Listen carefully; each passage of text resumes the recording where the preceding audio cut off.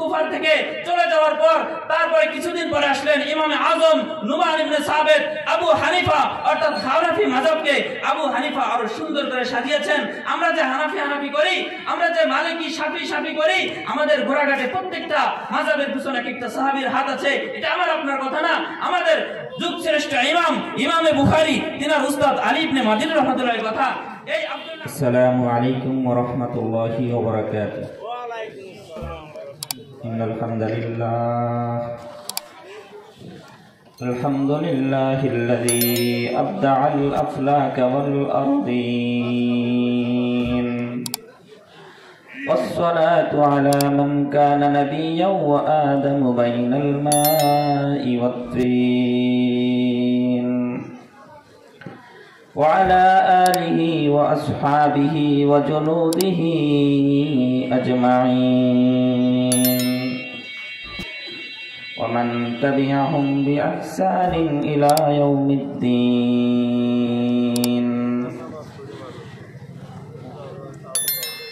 أما بعد فأعوذ بالله من الشيطان الرجيم. بسم الله الرحمن الرحيم. يا أيها الذين آمنوا أطيعوا الله وأطيعوا الرسول وأولي الأمر منكم. بارك الله لنا ولكم في القرآن العظيم ونفعنا وإياكم بالآيات والذكر الحكيم. وقال صاحب القرآن صلى الله عليه وسلم إن الله لا يجمع أمتي على ضلالة أبدا أو كما قال عليه الصلاة والسلام. اللهم أرنا الحق حقا وارزقنا اتباعه وأرنا الباطل باطلا وارزقنا اجتنابه. سبحانك لا علم لنا إلا ما علمتنا إنك أنت العليم الحكيم. الحمد لله. শ্রদ্ধেয় সভাপতি, দিগার উলামায়ে কেরাম, উলামায়ে আযম, অত্র এলাকার সম্মানিত সুধী সমাজ, যুবক ভাইয়েরা, পর্দার আড়ালে পর্দানিশীন মা ও বোনেরা, আল্লাহ রাব্বুল আলামিন আমাদের সকলকে সকল মখলুকাত থেকে আশরাফুল মখলুক বানিয়ে সৃষ্টি করেছেন। এই জন্য আমরা আশরাফুল মখলুকাত বা শ্রেষ্ঠ মখলুক। আল্লাহ রাব্বুল আলামিন সকল দিক থেকে আমাদেরকে শ্রেষ্ঠ বানিয়েছেন, যেমন সম্মান, যেমন সৌন্দর্য, যেমন নাজ নিয়ামত, সব দিক থেকে, নিয়ামতের দিক থেকেও মানুষ জাতি আমরা উপরে, সৌন্দর্যের দিক থেকেও আমরা মানুষ জাতি উপরে। এই মানুষ তো এমন মানুষ যে মানুষকে আল্লাহ রাব্বুল আলামিন, মানুষ যদি আল্লাহকে খুশি করতে পারে, আল্লাহ রাব্বুল আলামিন ওই মানুষকে ফেরেশতাদের থেকেও বেশি সম্মান দান করেন। আর মানুষ যদি অধঃপতনে চলে যায়, তাহলে এই মানুষ জাতি আবার একেবারে জানোয়ারের থেকেও নিকৃষ্ট হয়ে যায়।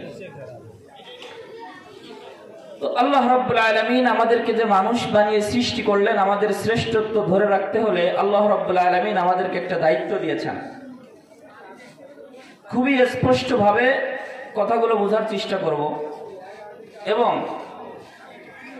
শুরুর থেকেই পয়েন্ট টু পয়েন্ট আমরা যারা আছি, মাইকের আওয়াজ যতদূর পৌঁছাচ্ছে এবং আলোচনাও রেকর্ড হচ্ছে,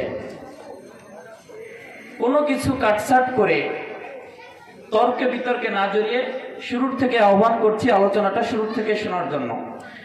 যেহেতু আমরা একটা আলোচনা করতে যাচ্ছি, যে আলোচনাটা আমাদের মাঝে বচ্চ সমাজে খুবই গুরুত্বপূর্ণ এবং জরুরি, এজন্য আমরা শুরুতেই বলি বা একটু নিয়ত করি, শেষ পর্যন্ত থাকতে পারবো তো ইনশাআল্লাহ? তো বলতে চাচ্ছিলাম যে আল্লাহ রাব্বুল আলামিন আমাদেরকে যে শ্রেষ্ঠত্ব দিয়েছেন, এই শ্রেষ্ঠত্ব ধরে রাখতে হলে আল্লাহ আমাদেরকে একটা দায়িত্ব দিয়েছেন। সেই দায়িত্বটা হলো মানুষ জাতির সৃষ্টির লক্ষ্য, যেটা হচ্ছে ইবাদত, আল্লাহ তাআলাকে খুশি করে যাওয়া। মানুষ জাতির সৃষ্টির লক্ষ্য কি? ইবাদত। মা খালাকতুল জিন্না ওয়াল ইনসা ইল্লা লিয়াবুদুন। আল্লাহ বলেন, আমি মানব দানবকে সৃষ্টি করেছি একমাত্র আমার ইবাদতের জন্য, দ্বিতীয় কোনো উদ্দেশ্য আমার নেই। আল্লাহ রাব্বুল আলামিন আমাদেরকে ইবাদত করার জন্য সৃষ্টি করেছেন।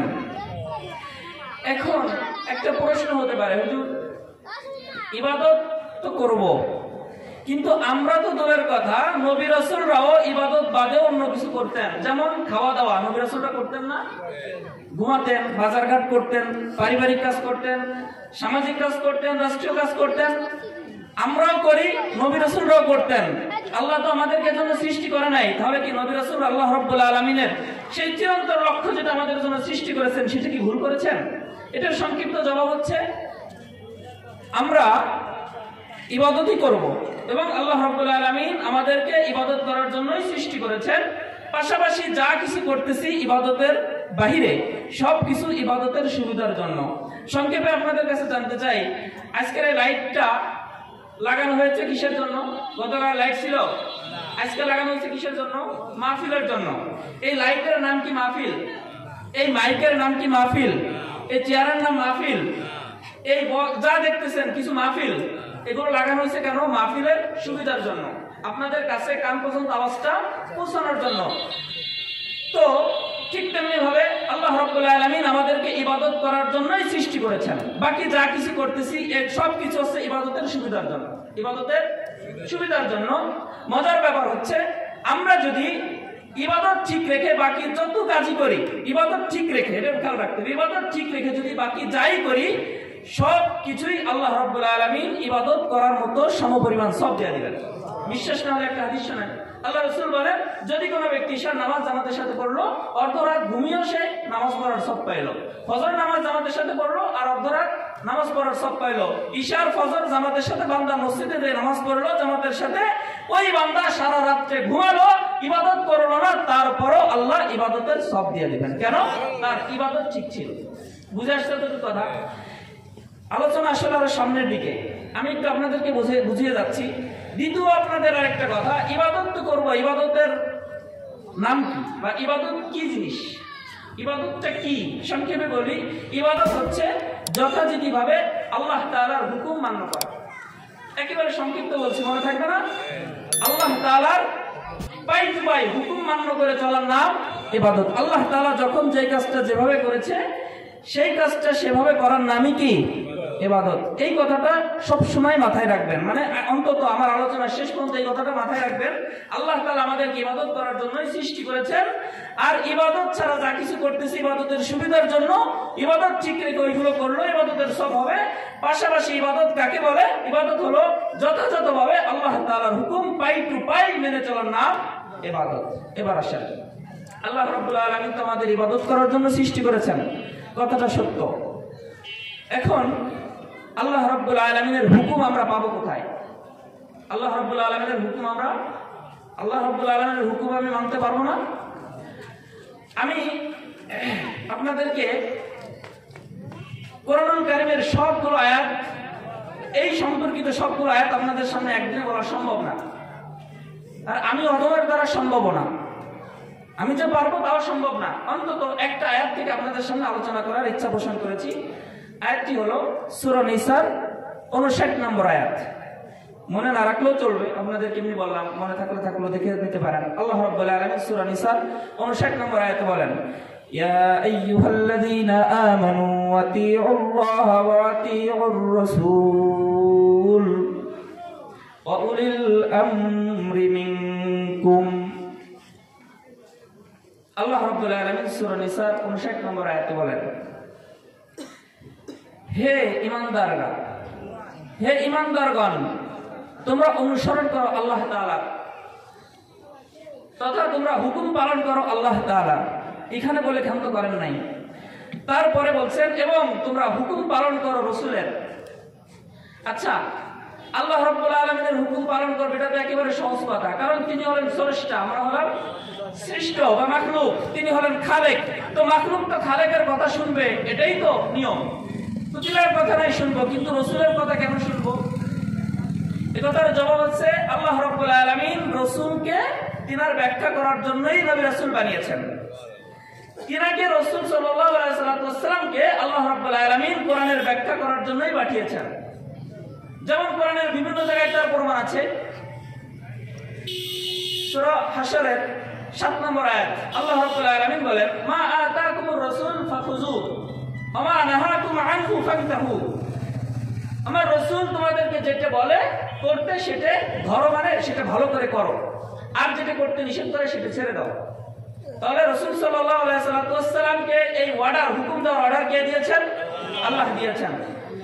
আল্লাহ রাব্বুল আলামিন সূরা নাজমের 2 এবং 3 এবং 4 নম্বর আয়াতে বলেন, মা ইয়ানতিকু আনিল হাওয়া ইন হুয়া ইল্লা ওয়াহয়ু ইউহা।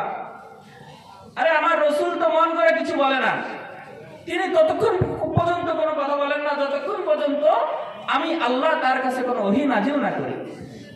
ওহী আবার দুই প্রকার, ওহী মাতলু গায়রে মাতলু, ওদিকে যাব না, আলোচনা লম্বা হয়ে যাবে। ওহী তো নাজিল করে কে? আল্লাহ তাআলা। তো ওহী তো কোরআন, তো রাসূলের সব কথা কি কোরআন? এজন্য ওহীর দুইটা পার্ট আছে। তো রাসূল সাল্লাল্লাহু আলাইহি ওয়াসাল্লামের সব কথাই কি আল্লাহ তাআলার পক্ষ থেকে ওহী।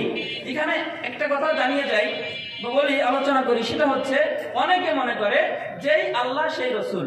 নাউযুবিল্লাহ বলেন, যেই রাসূল সেই আল্লাহ, এই জন্য রাসূলের কথা শুনতে হবে। রাসূলের কথা মানে আল্লাহ তাআলার কথা, রাসূলের কথা আল্লাহ তাআলার কথা, রাসূল যেই আল্লাহ সেই, এই কথা বিশ্বাস যে করবে এর মতো শিরকি আর কিছু নেই। তাহলে কি হবে? উত্তরটা হচ্ছে রাসূল সাল্লাল্লাহু আলাইহি ওয়াসাল্লাম হচ্ছেন আল্লাহ তাআলার ব্যাখ্যাকারী, আল্লাহ তাআলার হুকুমের ব্যাখ্যাদাতা, আল্লাহ তাআলার হুকুমের ব্যাখ্যাদাতা। তিনি আল্লাহ তাআলার হুকুমের ব্যাখ্যা দেন। এই জন্য রাসূল সাল্লাল্লাহু আলাইহি ওয়াসাল্লামের প্রত্যেকটা কথা আমাদের 100 মানতে হবে। এতটুকু বুঝে আসছে? রাসূল সাল্লাল্লাহু আলাইহি ওয়াসাল্লাম আল্লাহ তাআলার কোরআনের আয়াতের ব্যাখ্যা যদি না করতেন আমরা অনেক কিছুই বুঝতাম না। যেমন একটা উদাহরণ শুনেন, সামনে রমজান মাস আসতেছে না? রমজান মাস আসতেছে না? আচ্ছা, আল্লাহ রাব্বুল আলামিন রমজান মাসের রোজা সম্পর্কিত যে আয়াত নাযিল করেছে কোরআনে আমরা দেখতে পাই, সূরা বাকারার 185 নম্বর আয়াত। আল্লাহ রাব্বুল আলামিন বলেন, শাহরু রমাদান আল্লাযী উনজিলা ফীহিল কুরআন হুদাল লিন-নাস। এই আয়াতের শেষে আল্লাহ রাব্বুল আলামিন বলেন যে আয়াতের শুরুতে আল্লাহ বলতেছেন, রমজান মাসটা এমন মাস যেই মাসে আমি আল্লাহ কোরআন নাযিল করেছি, আর এই মাসে তোমাদের জন্য ফরজ করেছি রোজা, ফালইয়াসুমহু, সুতরাং তোমরা সেই রোজাকে আদায় করো, পালন করো। আল্লাহ রাব্বুল আলামিন অন্য আয়াতে বলেন, ইয়া আইয়ুহাল্লাযীনা আমানু কুতিবা আলাইকুমুস সিয়াম কামা কুতিবা আলাল লাযীনা মিন ক্বাবলিকুম লাআল্লাকুম তাত্তাকুন। আল্লাহ রাব্বুল আলামিন বলেন যে আমি তোমাদের উপরে রোজাকে, সিয়াম সাধনাকে ফরজ করেছি, যেমন তোমাদের পূর্ব আমি এই সিয়াম সাধনাকে ফরজ করেছিলাম। আচ্ছা, আমরা এই দুটো আয়াতের দ্বারা কতদিন রোজা রাখতে হবে এটা কি পাইলাম? শুধু আল্লাহ বলছে রোজা তোমাদের জন্য ফরজ, তোমরা রোজা রাখো।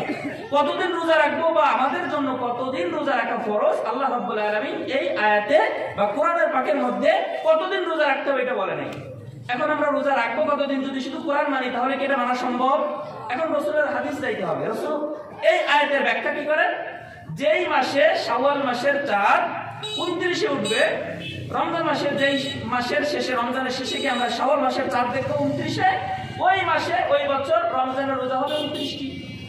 আর যেই রমজান মাসে শাওয়াল মাসের চাঁদ দেখবো আমরা 30-এ রমজানে, ওই বছর আমরা রোজা রাখবো বা তোমরা রোজা রাখবে 30টি। তাহলে 30টি রোজা রাখতে হবে, এটা আমরা কোরআনে পাইলাম না রাসূলের হাদিসে পাইলাম? এই জন্য আমাদের কোরআনও মানতে হবে, হাদিসও মানতে হবে। কোরআন মানবো আল্লাহ তাআলার হুকুম তাই, আর রাসূলের হাদিস মানবো, রাসূলের কথা মানবো। রাসূল নিজের থেকে কোনো হুকুম দেন না, আল্লাহ তাআলার হুকুম দেন, সেই জন্য আমরা রাসূলের কথা মানবো। এতটুকু বুঝে আসছে? আচ্ছা, এই এতটুকু আমরা কিছুদিন আগেও শুনতে পারতাম, পরশুদিন কিন্তু এই পর্যন্ত আলোচনা হয়েছে। এরপরে আর আলোচনা হয়েছে কিনা আমার জানা নেই, আমি কিছুক্ষণ ছিলাম। এরপরে আলোচনা আপনাদের সামনে করতে চাচ্ছি।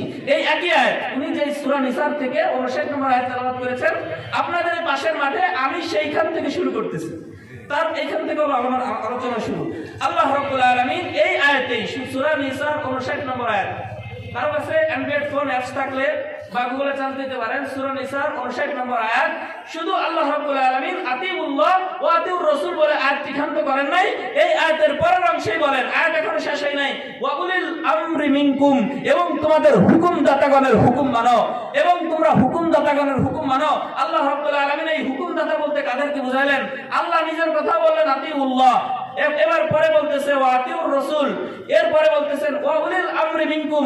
তাহলে প্রথম তো আল্লাহর কথা বলেই দিলেন, দ্বিতীয়ত রাসূলের কথা বলেই দিলেন, 3 নম্বরে আবার কাদের কথা বললেন? আল্লাহর কথা বললেন। 3 নম্বর বলবো তো 3 নম্বর, প্রথম তো আল্লাহর কথা বলেছেন, তাহলে রাসূলের কথা, রাসূল তো তার আগে বলেছেন রাসূলের কথা, 3 নম্বরে কাদের কথা বললেন? এইটাই হচ্ছে আমার আলোচ্য বিষয়।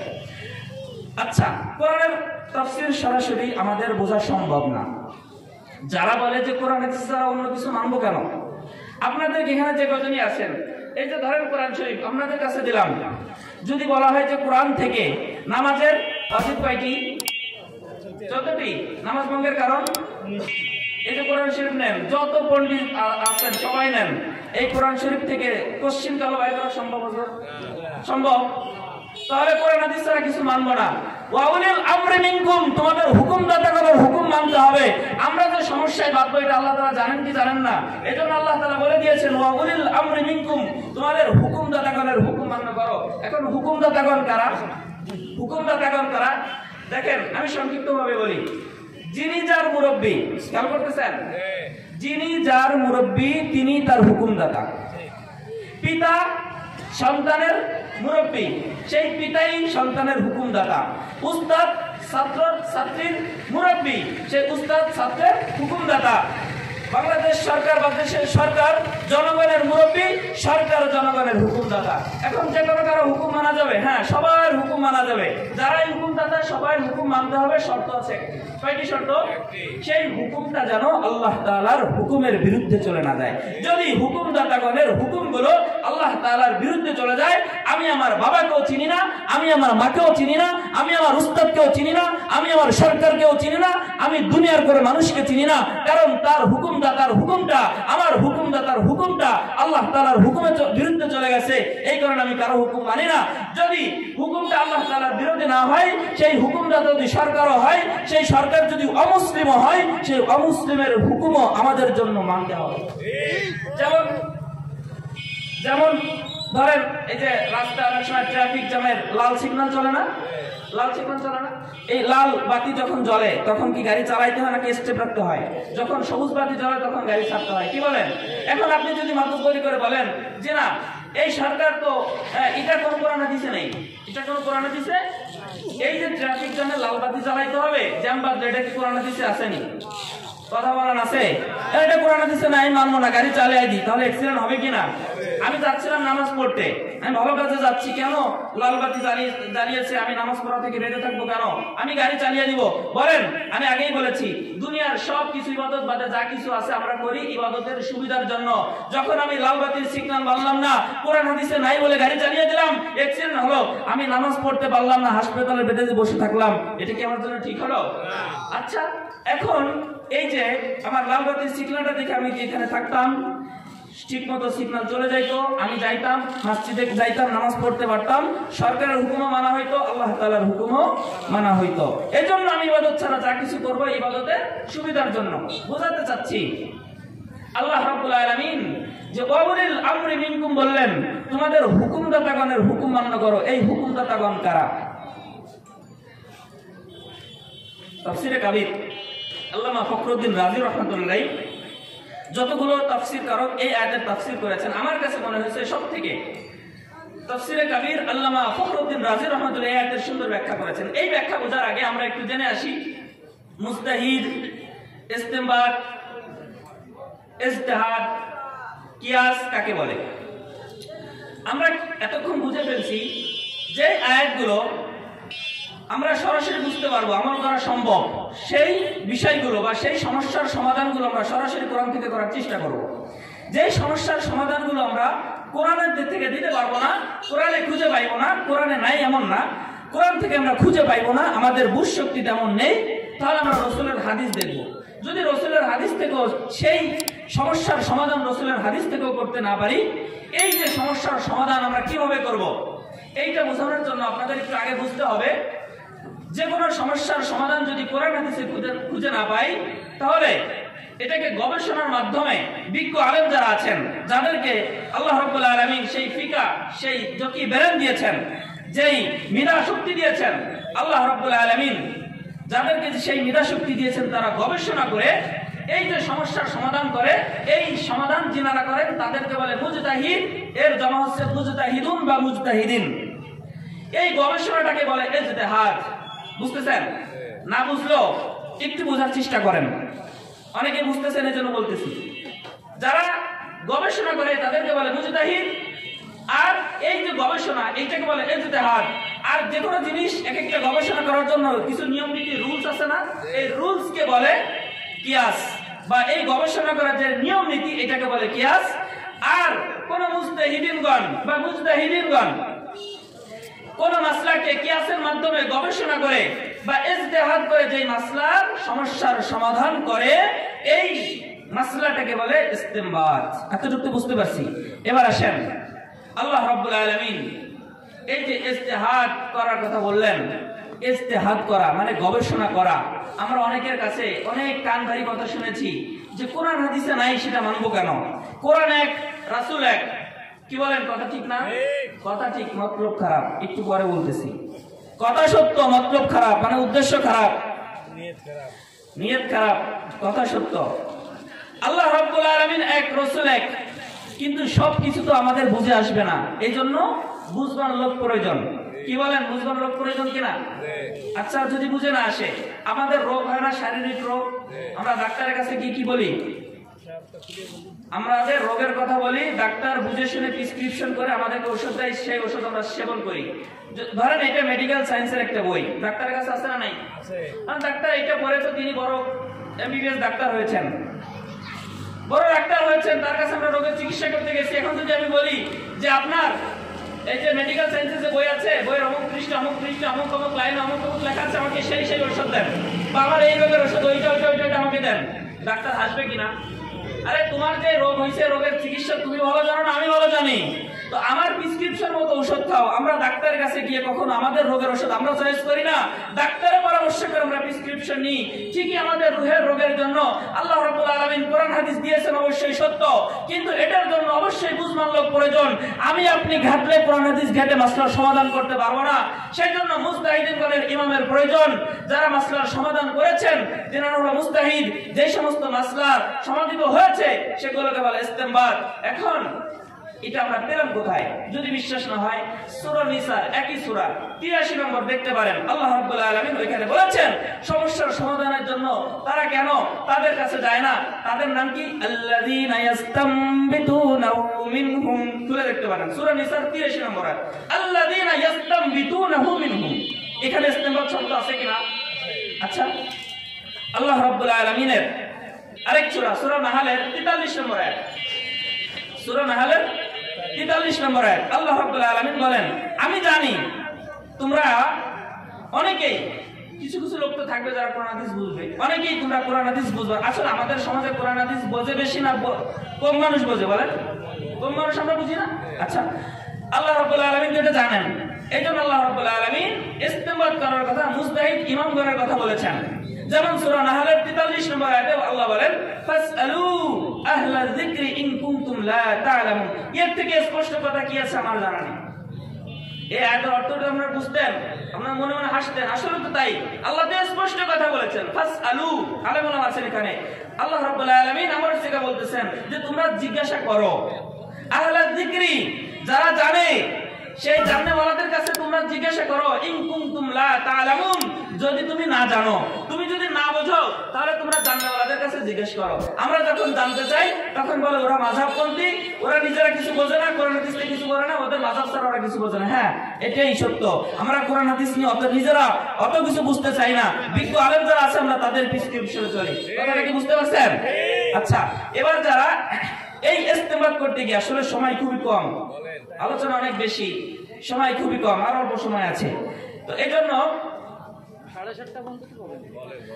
আল্লাহ রাব্বুল আলামিন যে গবেষণার মাধ্যমে আমরা আল্লাহ তাআলার হুকুমের যে কোনো সমস্যার সমাধান যদি আমরা কোরআনে না পাই, হাদিসে না পাই, তাহলে আমরা যে ইস্তেমবাতের মাধ্যমে মুজতাহিদিনগণ গবেষণা করে কিয়াসের মাধ্যমে যে ইস্তেমবাত করেছে সেটা যে আমরা মানবো, এটা আমরা কোরআন থেকে দলিল পাইলাম। যদি আরেকটু যান হাদিসের মধ্যে, আল্লাহ রাসূল সাল্লাল্লাহু আলাইহি ওয়াসাল্লাম মুআজ ইবনে জাবালকে যখন ইয়ামানে পাঠাচ্ছিলেন, তখন মুআজ ইবনে জাবালকে আল্লাহ রাসূল বলতেছিলেন, এই হাদিসটা তিরমিজিতে আছে এবং আমাদের দারসে নিজামের উসুলুশ শাশি কিতাবটার মূল আরবি যে কিতাব আছে উসুলুশ শাশির একেবারে কিয়াসের আলোচনা শেষে সর্বপ্রথম কোরআনের আলোচনা, তারপরে সুন্নাহর আলোচনা, তারপরে ইজমা, তারপরে কিয়াসের আলোচনার একেবারে শুরুর পৃষ্ঠায় 83 নম্বর পৃষ্ঠা, যাদের কাছে আছে উসুলুশ শাশির আরবি নুসখার 83 নম্বর পৃষ্ঠায় আল্লাহ রাসূল সাল্লাল্লাহু আলাইহি ওয়াসাল্লাম মুআজ ইবনে জাবালকে যখন ইয়ামানে পাঠালেন, তখন বললেন মুআজকে, ক্বালা নবী সাল্লাল্লাহু আলাইহি ওয়াসাল্লাম লি মুআজ ইবনে জাবাল হিনা বাআসাহু ইলাল ইয়ামান, যখন ইয়ামানে মুআজ ইবনে জাবালকে পাঠাচ্ছিলেন, তখন মুআজকে ডেকে বললেন, মুআজ বিমা তাকতুজি ইয়া মুআজ, তুমি যে ইয়ামানে যাচ্ছ, ইয়ামান কিভাবে শাসন করবা, ইয়ামানের সমস্যার সমাধান কিভাবে করবা? তখন মুআজ ইবনে জাবাল খুবই সংক্ষিপ্তভাবে উত্তর দিলেন, আল্লাহ রাসূল, আমি তো বিকিতাবিল্লাহি তাআলা, আল্লাহ তাআলার কিতাবের দ্বারা তথা কোরআনের দ্বারা আমি সমস্যার সমাধান করব। আল্লাহ রাসূল বললেন, ইয়া মুআজ, ক্বালা ফাইন লাম তাজিদ ক্বালা বিসুন্নাতি রাসূলিল্লাহ। আল্লাহ রাসূল জিজ্ঞেস করলেন, যদি তুমি কোরআনে না পাও, কোরআনে নাই এমন কথা বলে নাই, যদি তুমি কোরআনে না পাও তাহলে কি করবা?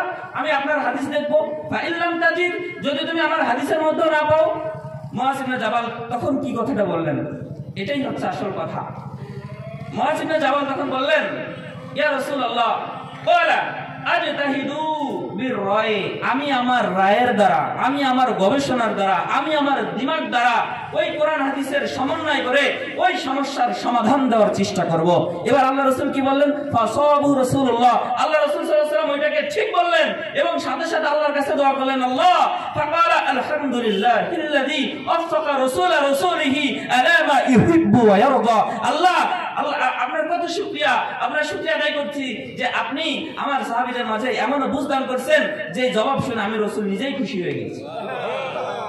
অথচ আমাদের মাঝে কেউ কেউ আছে, এই কোরআন হাদিস ছাড়া অন্য কেউ কিছু বলবে, ওইটা বুঝে তারা একটা মাসলা ইস্তেমবাত করবে, মুজতাহিদিন গণের যে তাদের মাযহাব থাকতে পারে, তাদের কথা মেনে চলবো আমরা, এটা অনেকে বিশ্বাস করে। অথচ আপনারা বুঝলেন যে সাহাবায়ে কেরামও এই মাসলার ইস্তেমবাত করেছেন, তাদের বিবেক দ্বারা তারা ইজতিহাদ করেছেন। এদের আরো অনেক দলিল আছে। সাহাবায়ে কেরামদের সময় মাযহাব ছিল কিনা, সাহাবায়ে কেরামের সময় মাযহাব ছিল কিনা একটু বলবো? আচ্ছা একটু শুনেন। আরেকটা হাদিস তো বুঝলেন, আল্লাহ রাসূল মুআজ ইবনে জাবালকে যখন পাঠালেন, ইজতিহাদ করার কথা শুনে আল্লাহ রাসূল খুশি হইলেন। এটাও কি রাসূলের জামানার ঘটনা না? আরেকটা ঘটনা, যখন রাসূল সাল্লাল্লাহু আলাইহি ওয়াসাল্লাম বনু কুরাইজাকে পাঠাচ্ছিলেন, বনু কুরাইজায় পাঠাচ্ছিলেন কিছু সাহাবী, তখন তাদেরকে বললেন, তোমরা অমুক জায়গায় গিয়ে আসরের নামাজ পড়বা। ধরেন আপনাদেরকে বলা হলো যে আপনারা মোল্লাহাট গিয়ে ব্রিজের কাছে গিয়ে নামাজ পড়বেন। এখন ওইখানে যাওয়ার পর আসরের সময় হওয়ার আগেই যখন জয়টিকে গিয়েছেন, তখন আসরের সময় হয়ে গেছে, আসরের সময় হয়ে গেছে। বুঝতে পারতেছেন? আচ্ছা, আল্লাহ রাসূল সাল্লাল্লাহু আলাইহি ওয়াসাল্লাম তাদেরকে বললেন কোথায় গিয়ে নামাজ পড়তে? বনু কুরাইজায় গিয়ে নামাজ পড়তে গিয়ে বললেন। এখন বনু কুরাইজায় গিয়ে যাওয়ার আগেই আসরের ওয়াক্ত হয়ে গেলেন। হয়ে যাওয়ার পর তখন কিছু সাহাবী তারা চিন্তা করলো যে আমরা এখানে নামাজ পড়ে নি, এখন তো আসরের ওয়াক্ত হয়ে গেছে। আরেকদল বলতেছেন আল্লাহ রাসূল তো বনু কুরাইজায় ওইখানে গিয়ে ভোর থেকে নামাজ পড়তে বলছে। একদল বলতেছে যে আরে না, সময় যে আগে হয়ে যাবে এটাকে আল্লাহ রাসূল সাল্লাল্লাহু আলাইহি ওয়াসাল্লাম জানতেন নাকি, তো আমরা এখানে বসে নামাজ পড়ি। একদল এখানে নামাজ পড়লেন, আরেকদল ওইখানে গিয়ে নামাজ পড়লেন। মাযহাব হলো কয়টা? মাযহাব কয়টা হলো? আচ্ছা, দুইটা হলো। ওই দুই দল রাসূলের কাছে যখন আসলেন, রাসূল সাল্লাল্লাহু আলাইহি ওয়াসাল্লামের কাছে মাসলা জিজ্ঞেস করলেন, কাদের নামাজ হলো আর কাদের নামাজ হইল না। তখন আল্লাহ রাসূল সাল্লাল্লাহু আলাইহি ওয়াসাল্লাম বললেন, তোমাদের দুইজনের নামাজ হয়ে গেছে। আচ্ছা, দুইটা যে সঠিক হয় এটা কি বুঝতে পারছেন? আচ্ছা, আরেকটা মজার কথা শুনেন। আল্লাহ রাসূলের জামানায় যে মাযহাব ছিলেন তার আমরা দুইটা দলিল পাইলাম। সাহাবীদের যুগে দেখেন, যখন আল্লাহ রাসূল সাল্লাল্লাহু আলাইহি ওয়াসাল্লাম ইন্তেকাল করলেন, তখন সাহাবায়ে কেরাম রাদিয়াল্লাহু তাআলা আজমাইন প্রথম খলিফা কাকে বানাবেন, প্রথম খলিফা কাকে বানাবেন, এইটা নিয়ে সকল সাহাবীদের মাঝে একমত হইল। একমত হওয়ার পরে সকল সাহাবী সিদ্ধান্ত দিলেন যে আমাদের প্রথম খলিফা হবে হযরত আবু বকর সিদ্দিক রাদিয়াল্লাহু তাআলা আনহু।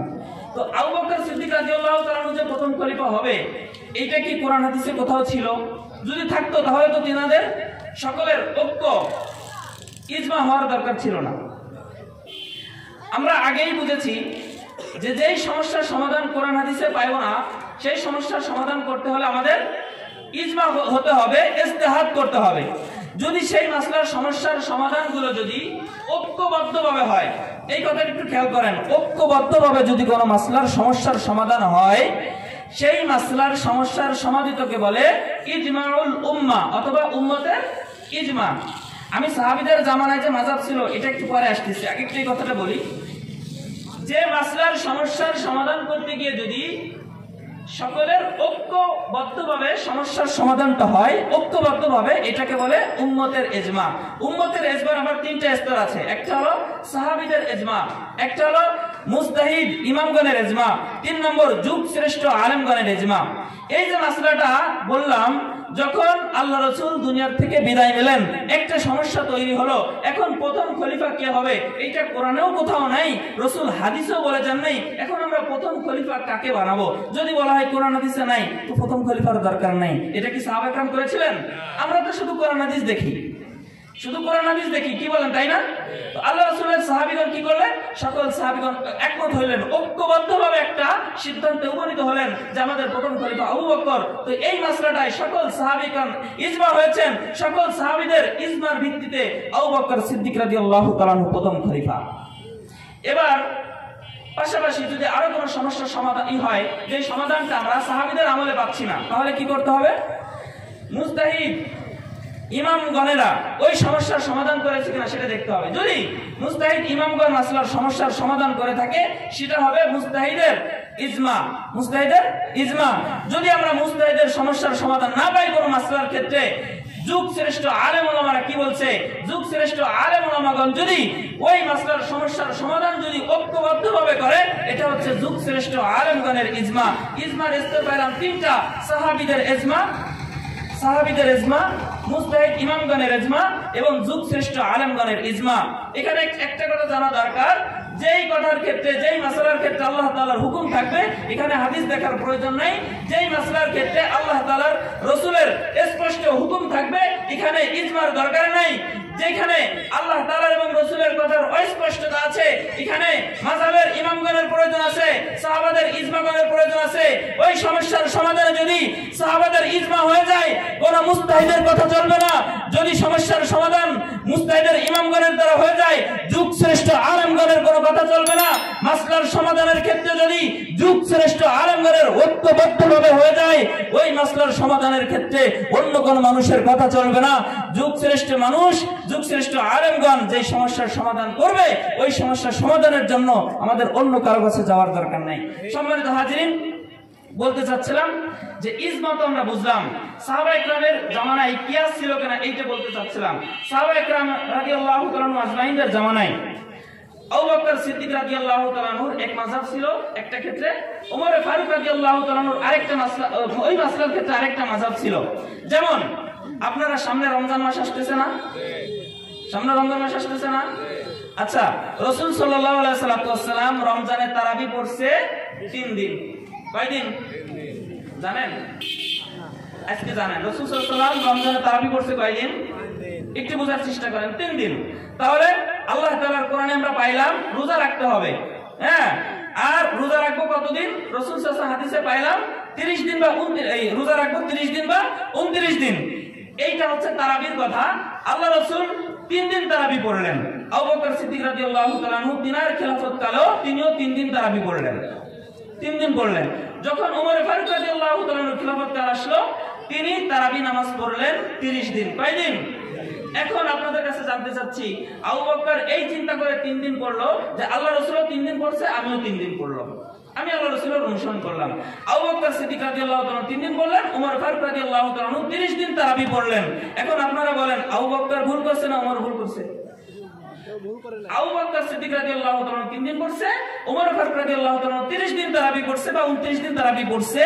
ওমর ফারুক রাদিয়াল্লাহু তাআলা এই চিন্তা করে 30 দিন বা 29 দিন তারাবি পড়ছে যে আল্লাহ রাসূল যখন 3 দিন তারাবি পড়েছিল এত পরিমাণ মানুষ ভিড় হচ্ছিল, উনি তখন স্পষ্ট বলেছিল যে এই পরিমাণ যদি মানুষ আসে আমার ভয় হচ্ছে আল্লাহ রাব্বুল আলামিন যেন এই তারাবিকে তোমাদের জন্য ফরজ ওয়াজিব করে না দেয়, আমার ভয় হচ্ছে, এই জন্য 3 দিন করে বাদ দিলেন। তো আবু বকর রাদিয়াল্লাহু তাআলা 3 দিন পড়লেন রাসূলের সরাসরি ইত্তেবা করে। ওমর ফারুক রাদিয়াল্লাহু তাআলা এই চিন্তা করে 3 দিন বললেন যে এখন তো কোরআনের বিধান আয়াত নাযিল হওয়ার তো আর সময় নেই, এখন তো আর সেই সিস্টেম নেই, আল্লাহ রাসূল নেই, জিবরাইলও আসবেন না, তাহলে তো আল্লাহ তাআলা ওয়াজিব ফরজ করারও আর সময় নেই, সিস্টেম নেই, সুতরাং এখন থেকে 20-30 দিন পড়া যায়। এখন আপনাদের কাছে জানতে চাই কোন সাহাবী ভুল করলেন? কোন সাহাবী ভুল করেন নাই, উভয়ের দুইটা মাযহাব ছিল, উভয়ের নামাজই শুদ্ধ হয়ে গেল। এইভাবে আমি এক এক করে বলতে পারবো। রাসূলের জামানায় মাযহাব ছিল, সাহাবায়ে কেরামের জামানায় মাযহাব ছিল, আপনারা আরো আশ্চর্য হবেন। আমাদের যে বুখারী করি না, অবশ্যই ইমাম বুখারী বড় মাপের একজন আলেম, তিনার উস্তাদ ছিলেন একজন আলী ইবনে মাদিনী রাহমাতুল্লাহ আলাইহি। আটলিকাটের মাসলা হচ্ছে ভিন্ন, ওদিকে যদি বলতে যাই আটলিকাতের কথা যেহেতু এক চাচা বলতেছেন আমি আর কি বলবো, ওটা আমার আলোচ্য বিষয় ছিল না। আটলিকাতের কথা যেহেতু সামনে রমজান একটু বলি। এখন যদি কোনো শাইখ এখানে থাকেন, ওরা তো শাইখ করে একটা সহিহ হাদিস আনুক, বুখারীতে যেই সহিহ হাদিসটা আছে সেই সহিহ হাদিসটার ক্ষেত্রে কি বলা আছে জানেন? যে রাসূল সাল্লাল্লাহু আলাইহি ওয়াসাল্লাম কিয়ামুল লাইল করেছেন 11 রাকাত। 11 রাকাত, এইটা 12 মাস করতেন। এত হাস্যকর বিষয় না? যেই নামাজটা রাসূল কিয়ামুল লাইল রাতে পড়তেন 11 রাকাত সারা বছর, এটা কি তারাবি না তাহাজ্জুদ? এই তাহাজ্জুদের হাদিসটা ওরা তারাবিতে লাগায় দেয়, একটা হাদিসও নাই। অথচ 20 রাকাতের এই প্রবলন চলে আসতেছে রাসূল সাল্লাল্লাহু আলাইহি ওয়াসাল্লামের জামানার থেকে এই পর্যন্ত মক্কা মদিনায় 30 দিনই 20 রাকাত করে তারাবি চলে আসতেছে। কারো কারো মতে আরো বেশি, 20 রাকাতের কমে তারাবি চলে না। এই যে ভারতে বাড়ি মোহাম্মদ হুসাইন বাটালভি, আমার এটা আলোচ্য বিষয় ছিল না, আপনারা একদম প্রশ্ন করছেন তাই বলতেছি। ভারতের এক পণ্ডিত মোহাম্মদ হুসাইন বাটালভি, ইনার মৃত্যু হচ্ছে 1246 হিজরি। এই 1246 হিজরির আগে কোন পণ্ডিত বলে নাই যে তারাবির নামাজ 8 রাকাত। এই সর্বপ্রথম মোহাম্মদ হুসাইন বাটালভি, ভারতে তার জন্ম, তিনি সর্বপ্রথম বলেছে রাসূল 8 রাকাত নামাজ পড়েছে। এই হাদিসের ব্যাখ্যা আগে কেউ বোঝে নাই। এখনো মক্কায় 20 রাকাত তারাবি হয়, এখনো মদিনায় 20 রাকাত তারাবি হয়। আমরা তো অনেক ক্ষেত্রে মক্কা করি, তাহলে এই ক্ষেত্রে কেন করি না? সম্মানিত হাজিরিন, আলোচনা অনেক আছে, যাই হোক আমি অল্প একটু টাচ দিয়ে যাই। তো বলতে চাচ্ছিলাম যে ইজমার স্তর হচ্ছে 3টা। যেই সমস্যার সমাধান আমরা ইজমা ভিত্তিতে ঐক্যবদ্ধভাবে করতে পারবো, এটা হচ্ছে ইজমাউল উম্মাহ। কোরআন পাইলাম, হাদিস পাইলাম, ইজমা পাইলাম, এবার আসেন কিয়াস। কিয়াসটা কি? যেই সমস্যার সমাধান আমরা যে রুল নীতির পরে করব সেটাই হচ্ছে কিয়াস। এখন সমস্যার সমাধান করতে গিয়ে যদি ঐক্যবদ্ধভাবে না হয়, যদি এক একজনের মত এক একটা হয়, এইটার নামই হচ্ছে মাযহাব। এটার নাম কি? যখন সবেমাত্র মাযহাব পর্যন্ত আসছি তখনই সময় শেষ। মাযহাব কাকে বলে? এক একজন মুজতাহিদ গণের এক একটা মতকে কি বলে? মাযহাব বলে। এক একটা মুজতাহিদ, আমার আপনার মত না, এক একটা মুজতাহিদের এক একটা ইমামের আলহামদুলিল্লাহ এক একটা ইমামের ভিন্ন ভিন্ন মতকে কি বলে? মাযহাব বলে। মাযহাব মানে ভিন্ন কোনো শরীয়ত না। যদি মাযহাব মানে আপনারা যদি কেউ মনে করেন মাযহাব মানে কোরআন হাদিস ছাড়া ভিন্ন একটি কিছু, তাহলে এটাও তো শিরক হয়ে গেল। এইটা না, মাযহাব ভিন্ন কিছু না। আচ্ছা, একটা মজার কথা বলি, অনেকের পরীক্ষা চলতেছে, আমরা ধরেন এটা আমার বাংলা বই, এখন আমি পড়তেছি বাংলার একটা ব্যাকরণ পড়তেছি, আমার পরীক্ষার সময় আসছে, আমি বাংলার ব্যাকরণ পড়তেছি। এখন আপনি এসে যদি বলেন এই তোর কি পরীক্ষা? আমার পরীক্ষা বাংলা, তুই যে ব্যাকরণ পড়তেছিস, বাংলা গাইড পড়তেছিস, যদি গাইড, এখন আমি হাসবো না? আমি যে চাচা বলবে আমি তাকে বলবো না যে চাচা আরে যেই গাইড সেই মূল বই একই বই, যেই গাইড সেই মূল বই কি একই, এটা ভিন্ন কিছু না। তো মাযহাব হচ্ছে মত, মাযহাব হচ্ছে কি মত, আর কোরআন হাদিস হচ্ছে মূল। মাযহাব হচ্ছে এক একটা ব্যাখ্যা বিশ্লেষণ, ইমামদের এক একটা গাইড। এই সরাসরি আমরা কোরআন বুঝবো না, তো মাযহাবের ইমাম যারা আছেন, মুস্তাহিদিন যারা ইমাম আছেন, ওনাদের সূত্রে আমাদের কোরআন হাদিস বুঝতে হবে, কারণ সরাসরি আমরা কোরআন হাদিস বুঝতে গেলে আমরা উসট খাবো। তো আমরা বুঝলাম সাহাবীদের জামানায় মাযহাব ছিল। এখন একটা প্রশ্নের উত্তর দিয়ে যেহেতু সময় আছে, আপনারা বলেন না, অনেকে বলে যে কোরআন হাদিস থাকতে মাযহাব কেন মানবো? কোরআন হাদিস থাকতে, এটা আমাদের সুন্দর একটা প্রশ্ন, কিন্তু ওই যে কথা সত্য মতলব খারাপ, নিয়ত খারাপ। আচ্ছা, কোরআন হাদিস থাকতে মাযহাব কেন মানবো? আমি আগেই বলেছি কোরআন হাদিস যেমন সত্য, মাযহাবের ইমামগণের কথাও কোরআন হাদিসের বাহিরে না। যদি আমি কসম করে বলতেছি কোন মাসালার ক্ষেত্রে যদি আল্লাহ তাআলার সরাসরি কোনো হুকুম বুঝে আসতো, রাসূলের হাদিস থেকে বুঝে আসতো, আমি কসম করে বলতেছি, আমার উস্তাদগণেরা কসম করে বলেছেন, আমি শুনেছি যে কোন একটা মাসলার ক্ষেত্রে যদি আল্লাহ তাআলার সরাসরি হুকুম থাকতো, সেই ক্ষেত্রে মাযহাবের কোনো কথা থাকতো না। যদি কেউ বলে যে এটার সরাসরি হুকুম এই, আমি কসম করে বলতেছি আমি ওই মাসলার ক্ষেত্রে মাযহাব মানবো না। কিন্তু ওই সমস্যার সমাধান কোনটা করে, যেটা সরাসরি কোরআন থেকে বুঝে আসে না। এখন কোরআন হাদিস থাকতে আমরা মাযহাব মানবো কেন? কোরআন হাদিস আমরা বুঝবো না, তাই মাযহাব মানবো। তো যেটা বলতেছিলাম, ইমাম বুখারী রাহমাতুল্লাহির উস্তাদ আলী ইবনে মাদানী, ওনার একটা কিতাব আছে আল ইলা ওয়া মারিফাতুর রিজাল।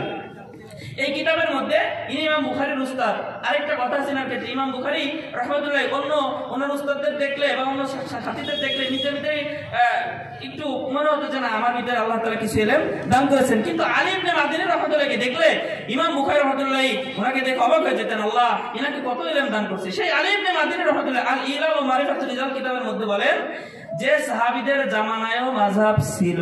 সাহাবীদের জামানায় কি ছিল? এই কথাটা কার? আমার আপনার না, ইমাম বুখারীর উস্তাদ আল ইলা ওয়া মারিফাতুর রিজাল কিতাবের মধ্যে বলতেছেন যে সাহাবীদের জামানাও কি ছিল? মাযহাব ছিল।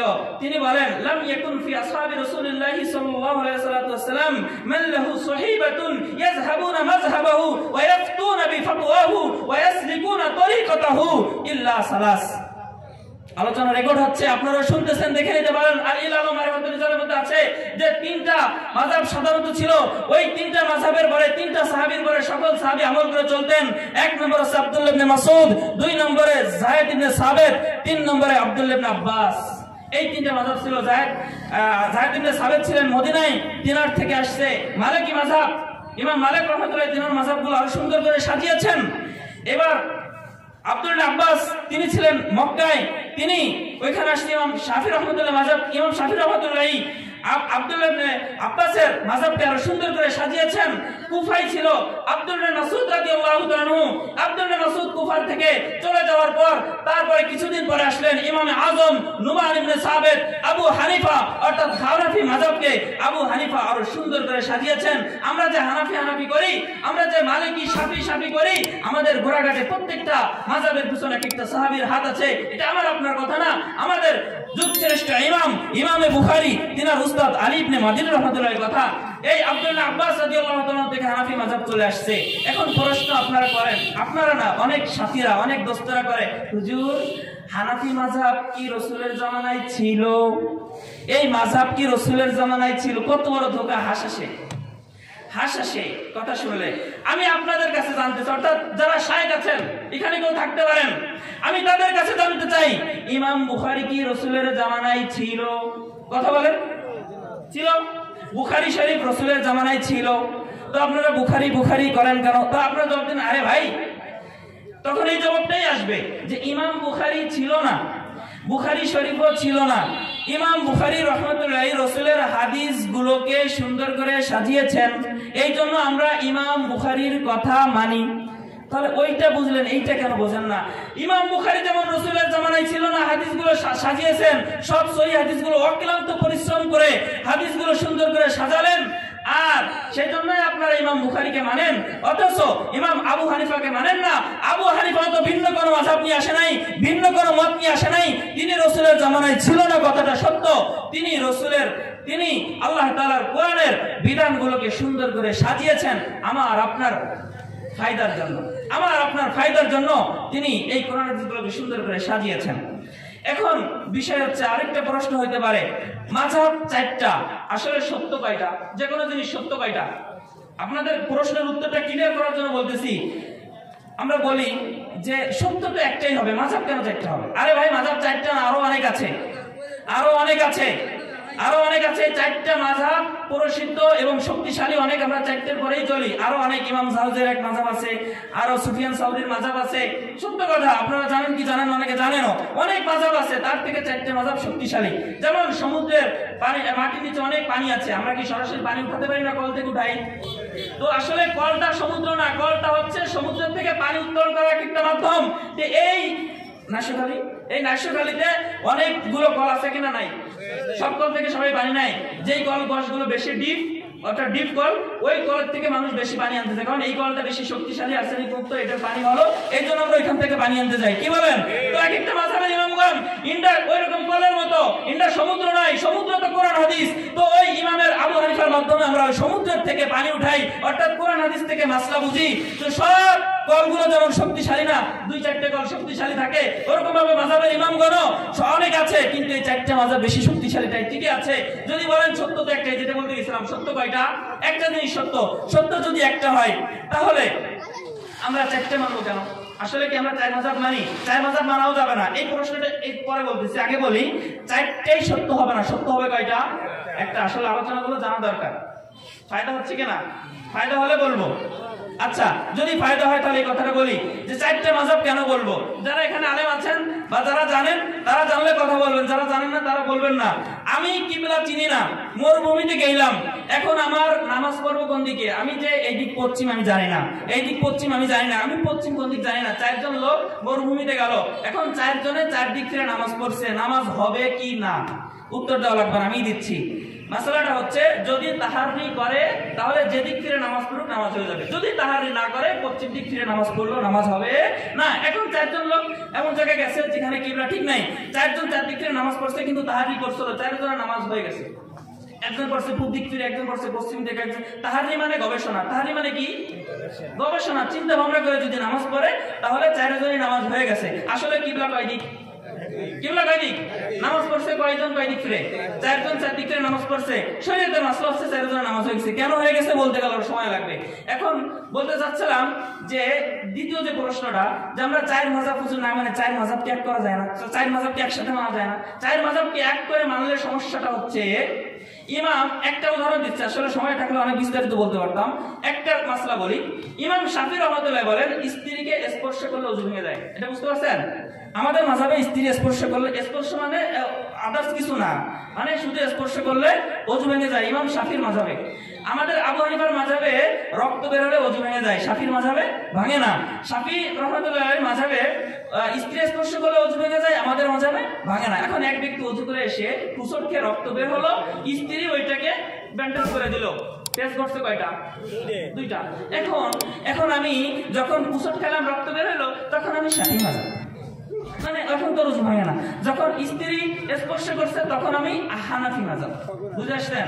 তাহলে 2 মাযহাব মানলে তো আর কি ভাঙলো না? ওযু ভাঙলো না। এই 2 মাযহাব মানলে যদি ওযু এরকম ভাবে সদর বদর হয়ে যায়, তাহলে 4 মাযহাব মানলে কি হবে অবস্থা? মাযহাব 4টাই সত্য। মাযহাব কয়টাই সত্য? 4টা না, আরো যদি মাযহাব থাকে, মুজতাহিদের ইমামগণ যদি আরো থাকে, তাদের মাযহাবও সত্য। কিন্তু 4টে মাযহাব কেন বললাম? বর্তমান ঠিকই আছে, শক্তিশালী মাযহাব কয়টি? 4টি। একটা গল্প বলেই আমি আমার আলোচনা শেষ করব, ছোট্ট একটি গল্প, আপনাদের ফায়দার জন্য বলতেছি। সত্য ঘটনা, সত্য ঘটনা। আলোচনা অনেক ছিল, যতটুকু বুঝলাম আমাদেরকে আমল করার তৌফিক দান করেন। একটা ঘটনা বলেই কথা শেষ করতেছি। এক শায়েখ, উনি নামাজের আগে দাঁড়িয়ে বলতেছে, আপনাদের একটা নামাজ দেখাবো। এই নামাজটা আবু হানিফা রাহমাতুল্লাহির নামাজ দেখাবো, আবু হানিফা রাহমাতুল্লাহির নামাজ দেখাবো, নাকি রাসূল সাল্লাল্লাহু আলাইহি ওয়াসাল্লাম নামাজ দেখাবো? আপনারা কি বলতেন? আবু হানিফার নামাজ দেখবেন না রাসূলের নামাজ দেখবেন? এখন উনি তো ওই শায়েখ, কোন শায়েখ বুঝতে পারছেন? লামাযাবিদের ওই শায়েখ, যারা মাযহাব মানে না। উনি মূলত বুঝাতে চাচ্ছে যে নামাজ এমনি এমনি পড়তে হয়। এই যে এমনি তো ধরে, খোদার কসম করে বলি তাদের কিতাবেও নাই এমনি করে ধরতে হবে, ধরতে হবে এমনি, হয়তো নাভির উপরে নিচে এইখানে ইখতিলাফ, এই কিভাবে ধরতে হবে এরকম কোনো ইখতিলাফই নাই। লামাযাবিদের মাসলায়ও এরকম ধরতে হবে নাই, এরকম ধরতে হবে হয় তাহতা সুররা অথবা ফাওকা সুররা, নাভির উপরে বা নাভির নিচে। হাদিস অনেক ভাবেই আছে, সত্য কোনটা সেটাও বলতে যাব না, সময় নেই। কিন্তু উনি বোঝাতে চাচ্ছে উনার মাযহাবের মাসলাটা চালিয়ে দিবে রাসূলের নামাজ বলে। অনেক সময় অনেকের ব্যানার অনেক কথা বলে না, আমাদের মাহফিলের ব্যানার চলে, রাজনীতিবিদরা কথা বলে না, রাজনীতির মাহফিলের ব্যানারে রাজনীতি কথা হয় না, মানে ইসলামিক রাজনীতি অন্য রাজনীতির কথা হয়। যাই হোক, উনি ইমাম আবু হানিফার মাযহাবটাকে তুচ্ছ করে উনার মাযহাবটাকে চালিয়ে দেওয়ার জন্য রাসূলের নাম ব্যবহার করছে। এই কথা তো সবাই বুঝতে পারে না। এখন একজন দাঁড়িয়ে বলতেছে, আপনারা আগে বলতে পারেন হুজুর আপনি তো মাযহাবের কথা বলবেনই, আপনি তো মাযহাবপন্থী, মাযহাবের কথা বলবেন। আরে ভাই, একটা কথা মনে পড়লো, যারা লামাযাবিদের বড় শায়েখ, যারা লামাযাবিদের বড় শায়েখ, তার মধ্যে একজন আছে মুহাম্মদ বিন সালেহ আল উসাইমিন। নামটা কি বললাম? মুহাম্মদ বিন সালেহ আল উসাইমিন। এনার একটি কিতাব আছে আল উসুল মিন ইলমিল উসুল। আল উসুল মিন ইলমিল উসুলের মধ্যে উনি বলেন আইয়াকুন আল মুকাল্লিদু লা ইস্তাতিউ মারিফাতুল হুকমি বিনফসি, যেই ব্যক্তি সরাসরি কোরআন হাদিস থেকে মাসলা বুঝবে না, ফাফরজুত তাকলিদ, সেই লামাজাবিদের বড় শাইখ মুহাম্মদ বিন সালেহ আল হুসাইমিন তিনি কি বলে যে তার জন্য, যে ব্যক্তি সরাসরি কোরআন হাদিস থেকে মাসলা বুঝবে না, তার জন্য কোন ইমামের অনুসরণ করা ফাফরজুত তাকলিদ, তার জন্য তাকলিদ করা ফরজ, তার জন্য তাকলিদ করা ফরজ। এখন আমার কথা হচ্ছে, যখন ওই ব্যক্তি ইমাম সাহেব বলে যে আমরা কার নামাজ দেখাবো, আবু হানিফার নামাজ দেখাবো নাকি রাসূলের নামাজ দেখাবো, তখন এক আলেম, হানাফি মাযহাবের একজন আলেম দাঁড়িয়ে বলতেছে, হুজুর আপনার কাছে দুইটা প্রশ্ন করতাম, দুইটা প্রশ্নের সঠিক উত্তর দিবেন, তারপর আপনি রাসূলের নামাজ দেখান। তো বলতেছে বলেন, বলতেছে রাসূল সাল্লাল্লাহু আলাইহি ওয়াসাল্লামের জামানার কাছাকাছি আপনি বেশি নাকি ইমাম আবু হানিফা বেশি কাছাকাছি? বুঝতে পারছেন প্রশ্নটা? রাসূলের জামানার আপনি বেশি কাছাকাছি নাকি আবু হানিফা কাছাকাছি বেশি? বলতেছে অবশ্যই নুমান ইবনে সাবিত আবু হানিফা রাহমাতুল্লাহ ইনি অবশ্যই রাসূলের কাছাকাছি বেশি। তিনি সাহাবীদেরকে দেখছে, অগণিত সাহাবীদেরকে তিনি দেখছে, আর সাহাবীরা তো সরাসরি রাসূলের ছাত্র।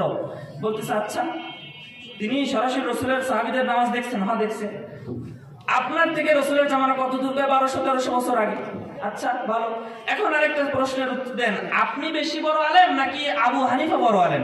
বলতেছে অবশ্যই আবু হানিফা বড় আলেম। যদি আবু হানিফা বড় আলেম হয়ে থাকে আপনার থেকে, যদি রাসূলের কাছাকাছি আপনার থেকে বেশি, আবু হানিফার বেশি কাছাকাছি যদি রাসূল হয়ে থাকে আপনার থেকে, তাহলে আপনি আপনার নামাজকে রাসূলের নামাজ বলে আপনার বাটপারি করার দরকার নেই, আপনার নামাজাবিদের নামাজ চালিয়ে দেওয়ার দরকার নেই, মসজিদে এই জোরে আমিন বলে হাত বগলে বেঁধে ভণ্ডামি করার দরকার নেই।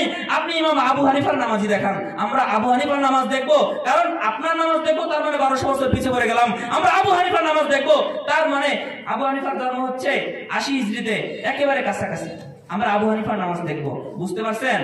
আসলে আমরা ইখতিলাফ বলি, তাদের মাযহাবে ইখতিলাফ নাই। একটা কথা বলেই শেষ করছি, সেই কথাটা হচ্ছে, একটা কিতাবের নাম বলি আল ইজাজ ফি বাজ মাখতালাফা ফিহি আল আলবানী ওয়া ইবনে হুসাইমিন ওয়া ইবনে বাজ। এই যে কিতাবটা একটু লম্বা করে বললাম, এই সম্পূর্ণটা কিতাবের নাম আল ইজাজ ফি বাজ মাখতালাফা ফিহি আল আলবানী ওয়া ইবনে হুসাইমিন ওয়া ইবনে বাজ। এই যে কিতাবটার মধ্যে 300 থেকে 350 সাইদ ইবনে আব্দুল্লাহ আল-ব্রেক রাহমাতুল্লাহ হানাফি মাযহাবের ইনি কিতাবটা লিখছে। 300 থেকে 350 মাসআলার মধ্যে তিনাদের শাইখ, তিনারা বুঝছেন, তাদের শাইখের মতানক্য মাসলাগুলোকে ওইখানে উল্লেখ করছেন। অথচ তাদের মাযহাবের মধ্যে হাজারো ইখতিলাফ আছে, বিভিন্ন। আরেকটা মজার কথা শুনবেন, এই যে আব্দুর রাজ্জাক ইউসুফ না, এনাকে আহলে হাদিস সংগঠন থেকে বাদ দিয়েছে, জানেন আপনারা? এই যে একজন দরখানা কসাস এক আওয়াজ বসাস, ফার্সিতে একটা কথা আছে, ঘরের মধ্যে কেউ আছে কিনা একটা আওয়াজই যথেষ্ট। একজন ভাই বলছে দরখানা কসাস এক আওয়াজ বসাস। কথাটা হচ্ছে আব্দুর রাজ্জাক বিন ইউসুফকে আজকেই চার্জ দিবেন যারা ইউটিউব চালান, যে আব্দুর রাজ্জাক বিন ইউসুফ আহলে হাদিস সংগঠন থেকে বাদ করা, দেখবেন উনি নিজেই বলবে হ্যাঁ আমাকে আহলে হাদিস সংগঠন থেকে বাদ দিয়েছে। তো বাদ দিয়েছে কেন আমরা যাবো না, এই জন্য তো বাদ দিয়েছে, যে কোনো একটা ইখতিলাফ তো হয়েছে। আসলে ইখতিলাফ আছে, অবশ্যই ইখতিলাফ আছে। তো আল্লাহ রাব্বুল আলামিন তিনিও জানেন ইখতিলাফ হবে, আমাদের মাযহাবের যে সমস্ত যুগ শ্রেষ্ঠ আলেম ওলামা আছে তিনাদের ফলো করে চলতে হবে। আল্লাহ রাব্বুল আলামিন যে মাযহাব সংক্রান্ত একটি কথা বললাম, আল্লাহ রাব্বুল আলামিন আমাদের সকলকে আমল করার তৌফিক দান করেন। ওমা তৌফিক ইল্লা বিল্লাহ।